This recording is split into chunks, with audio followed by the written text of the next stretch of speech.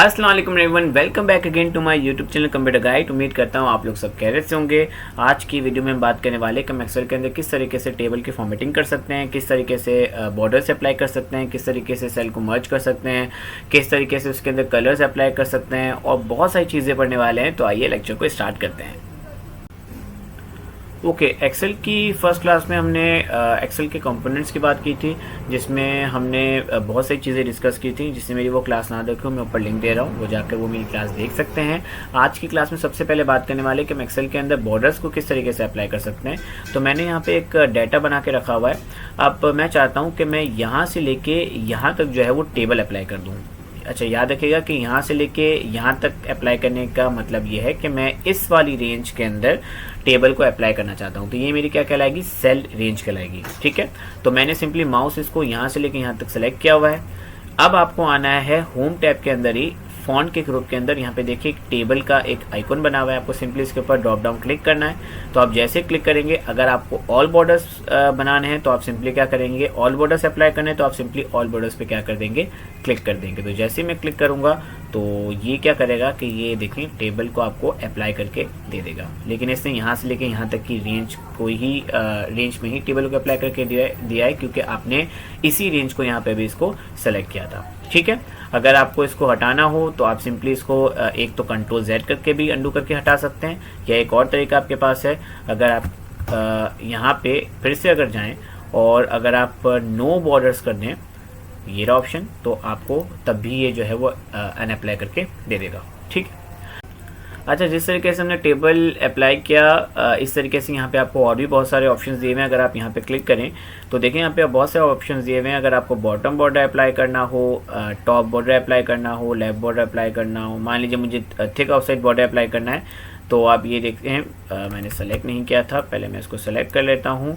अब यहाँ पे जा रहा हूँ, थिक आउटसाइड बॉर्डर जो है वो आपको यहाँ पे अप्लाई करके बता रहा हूँ। तो ये देखें यहाँ पे इसने जो है वो थिक आउटसाइड बॉर्डर जो है वो यहाँ पे अप्लाई कर दिया है। तो इस तरीके से बहुत सारे आपको यहाँ पे ऑप्शंस दिए हुए हैं, इनको ज़रूर ट्राई कीजिएगा। इससे काफ़ी जो है वो आपका टेबल काफ़ी प्रेजेंटेबल हो जाता है। ठीक है, अब फॉर एग्जांपल मेरे पास ये हेडिंग है, मैं इस हेडिंग को चाहता हूँ कि ये बोल्ड हो जाए। तो we all know that simply आपको सेलेक्ट करना है, कंट्रोल B अपने कीबोर्ड से प्रेस करेंगे, जो कि शॉर्टकट की है। तो ये आपके हेडिंग को बोल्ड करके जो है वो दे देगा। अगर आप चाहते हैं कि ये सेंट्रलाइज हो जाए, तो यहाँ पे अलाइनमेंट के ग्रुप के अंदर आपको यहाँ पे 3 ऑप्शन दिए हुए हैं, जिसमें ये वाला ऑप्शन जो है वो सेंटर करने के लिए है। अगर आप यहाँ पे लेके जाएंगे तो ये आपको लेफ्ट अलाइन करके देगा, और अगर यहाँ लेके जाएंगे तो ये आपको राइट अलाइन करके देगा। मैं भी चाहता हूँ सेंटर में, तो यहाँ पे मैं सेंटर में इसको अप्लाई कर रहा हूँ। ठीक है, यहाँ पे मेरे पास सीरियल नंबर की हेडिंग है और मैं चाहता हूँ यहाँ पे मेरे पास जो है वो नंबर्स आ जाएँ। ठीक है, तो हमारे पास एक फीचर है ऑटोफिल फीचर। ऑटोफिल फीचर क्या करता है कि अगर आप शुरू के 2 नंबर इसे देते तो बाकी के नंबर ये खुद आपको अप्लाई करके दे सकता है। तो फॉर एग्जांपल अगर मैं यहाँ पे लिख लूँ 1 और यहाँ पे लिख लूँ 2, ठीक है, अगर मैं इन दोनों को सेलेक्ट करूँ और यहाँ पे इन दोनों सेल के इस कॉर्नर पे अगर रखूँ, तो आप देखें आपका जो कर्सर है वो अब प्लस का साइन जो है वो बन चुका है। तो आप जैसे इसके ऊपर जो है वो या अगर नीचे की तरफ इसको ड्रैग करें तो भी आपको जो है वो अप्लाई करके दे देगा, या अगर आप सिर्फ डबल क्लिक करेंगे तो भी देखें आपको नंबर से अप्लाई करके दे देगा। मैं इसको सेंट्रलाइज कर रहा हूँ।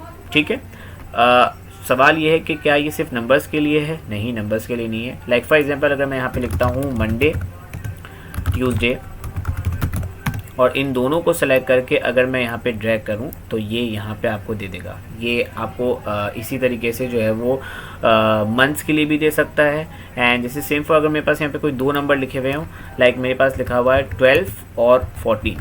ठीक है, अगर मैं इन दोनों को सेलेक्ट करूं और अगर मैं इसको नीचे अब ड्रैग करूं, तो आप देखिए बाकी के जो नंबर देगा वो इन दोनों जो शुरू के नंबर दिए हुए उसी हिसाब से डिफरेंस में आपको जो है वो ऑटोफिल करके आपको देता रहेगा। तो this is the use of basically autofill. इसको ज़रूर आपको जो है वो ट्राई करना है, और इससे आपका काम जो है वो काफ़ी आसान हो जाता है। ठीक है,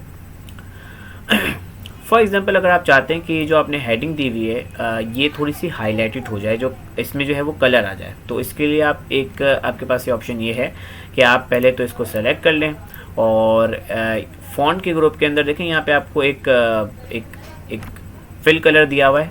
यहाँ पे अगर क्लिक करें तो आपके पास ये पूरा जो है वो इसका बकेट ओपन हो जाएगा। आपको इनमें से जो भी कलर अप्लाई करना हो, नॉर्मली हम ग्रे रखते हैं, तो अगर आप ग्रे अप्लाई करना चाहें तो ग्रे रख सकते हैं, या अगर कोई और कलर अप्लाई करना चाहे तो कोई और कलर भी आप इसके अंदर अप्लाई कर सकते हैं। तो इसमें काफ़ी जो है वो आपका टेबल जो है वो काफ़ी प्रेजेंटेबल हो जाता है। इसी तरीके से अगर आपको कॉलम और रॉ को एडजस्ट करना हो तो वो भी इजी है। हमने फर्स्ट क्लास में बात की थी कि हमारे पास जो हॉरिजॉन्टल लाइंस होती हैं हम इसको रॉ कहते हैं, जो वर्टिकल लाइंस होती है इसे हम कॉलम कहते हैं। तो फॉर एग्जांपल अगर मैं यहाँ पे मेरे टेबल के कॉलम को एडजस्ट करना चाहता हूँ तो एक तरीका तो यह है कि जो जिस कॉलम को आपको एडजस्ट करना हो उसकी विड्थ को आप यहाँ पे इसके ऊपर कर्सर रखें और यहाँ पे डबल क्लिक करें। तो जैसे ही डबल क्लिक करेंगे तो ये क्या करेगा, जो आपने लिखा हुआ है उसके मुताबिक जो है वो आपके कॉलम को एडजस्ट कर देगा। ठीक है, this is same for the all the columns. लेकिन बात ये कि मुझे यहाँ पे इंडिविजुअली सबको जो है वो एडजस्ट करना पड़े। मैं चाहता हूँ एक साथ हो जाए। तो अगर आप यहाँ पे जो आपको हेडिंग्स दी हुई है यहाँ पे कर्सर रख के इन सबको सेलेक्ट कर लें तो अभी हुआ क्या है कि यहाँ पे इसने आखिरी तक यहाँ पे सबको जो है वो कॉलम को सेलेक्ट कर लिया है। तो आप यहाँ पे कहीं भी रख के आप अपने कर्सर को मूव करेंगे तो ये क्या करेगा, आपके कॉलम को एक साथ जो है वो एडजस्ट करके दे देगा। तो ये काफ़ी इजी तरीका है, आप ये तरीके से भी जो है वो अपने सब कॉलम को एक साथ एडजस्ट कर सकते हैं। दिस इज सेम फॉर, अगर मैं फिर से आपको एक दफ़ा करके दिखा रहा हूँ, यहाँ पे आपको सिंपली किसी भी एक जगह पे आपको रखना है। देखें यहाँ पे आप इसको इजीली एडजस्ट कर सकते हैं। इसी तरीके से अगर मैं यहाँ पे कर्सर रखूँ और यहाँ पे इसको मूव करूँ तो आप देख सकते हैं कि ये इसे यहाँ से भी जो है वो इजीली एडजस्ट कर रहा है। ठीक है,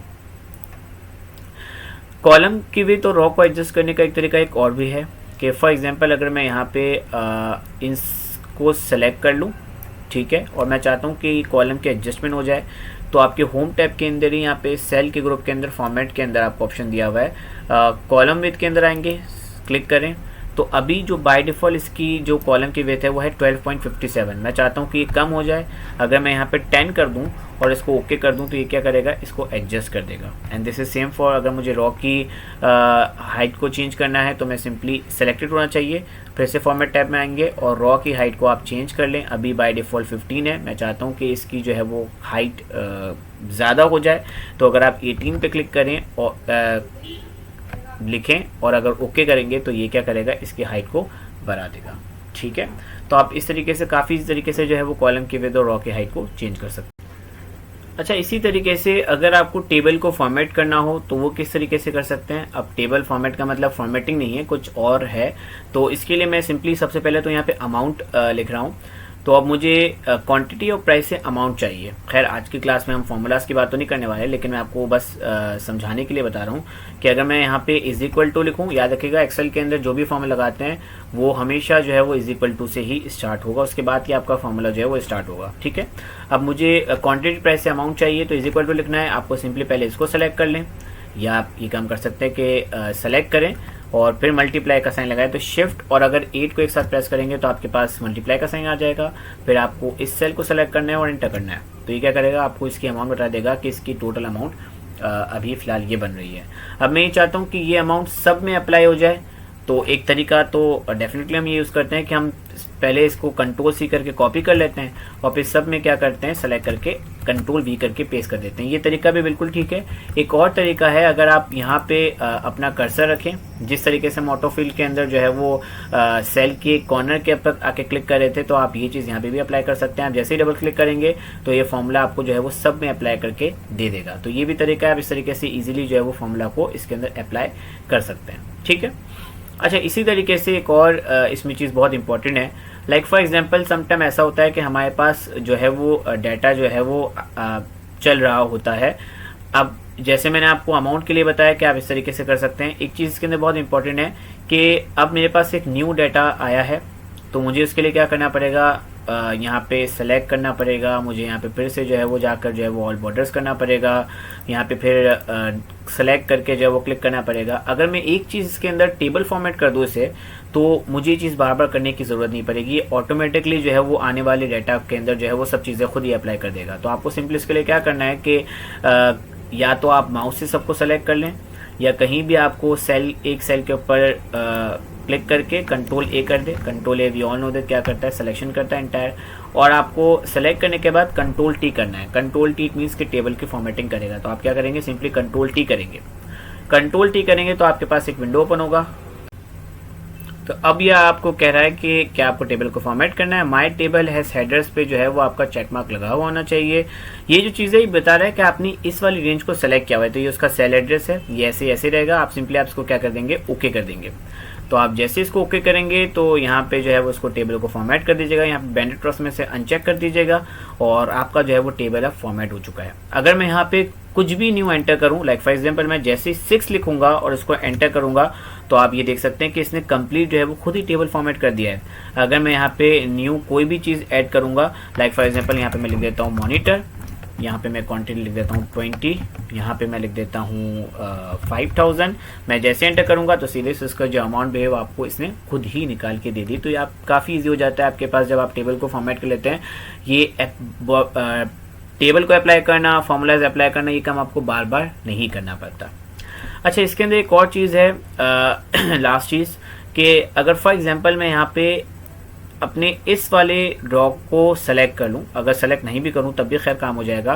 समटाइम ऐसा होता है कि हमारे पास डाटा काफ़ी ज़्यादा होता है और जब हम स्क्रॉल कर रहे होते हैं तो हमारे पास जो है वो ऊपर की सब चीज़ें गायब हो जाती है। लेकिन हमें ये चाहिए होता है कि जो हेडिंग है ये हमें नीचे भी नज़र आए।